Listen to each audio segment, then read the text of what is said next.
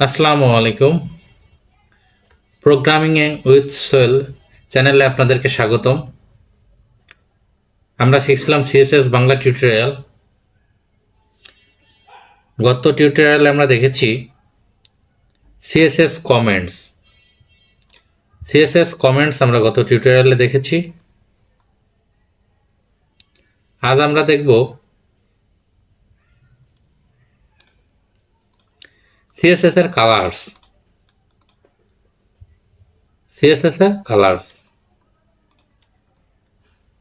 Colors are specified using predefined colors name or RGB, hexa, HSL, RGBA, HSLA values. আমরা সরাসরি predefined কালারের নাম ব্যবহার করতে পারবো, আরজিবি ব্যবহার করতে পারবো, হেক্সা ব্যবহার করতে পারবো, এইচএসএল ব্যবহার করতে পারবো, আরজিবিএ ব্যবহার করতে পারবো, এইচএসএলএ ভ্যালু ব্যবহার করতে পারবো। এই ভ্যালুগুলো ব্যবহার করতে পারবো। আমাদের কাছে একটু শক্ত মনে হচ্ছে, একটু কঠিন মনে হচ্ছে। আমরা সরাসরি ভিজুয়াল স্টুডিও কোডে চলে যাই, তাহলে আমাদের কাছেই আরও সহজ মনে হবে। আমরা ভিজুয়াল স্টুডিও কোডে চলে যাই। এটা আমরা এখানে আমরা প্রজেক্টে আমরা কাজ করতেছি। আমরা অলরেডি এখানে আমরা সিএসএস কোড, আমরা ব্যাকগ্রাউন্ড কালার, এখানে কালার হিসেবে আমরা যেমন ব্যবহার করছি অ্যালায়েন্স ব্লু।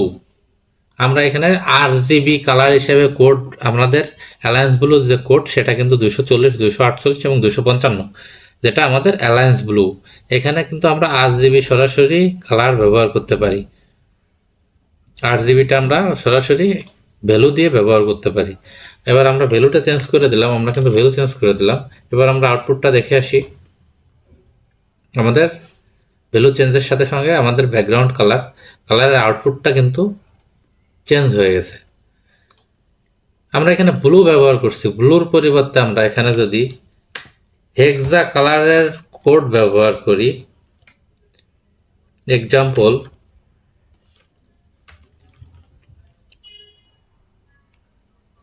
FFF, এটা সাদা, FFF এটা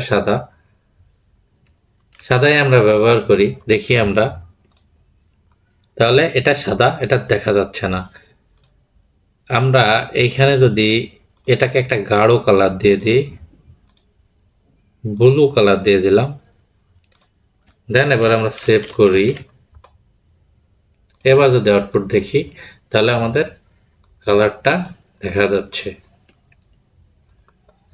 FFF সাদা কালার, হেক্সা আমরা সাদা ব্যবহার করেছি, এজন্য এখানে যে হোয়াইট, আমরা হোয়াইট ব্যবহার করছি বলেই এটা হোয়াইট হয়েছে।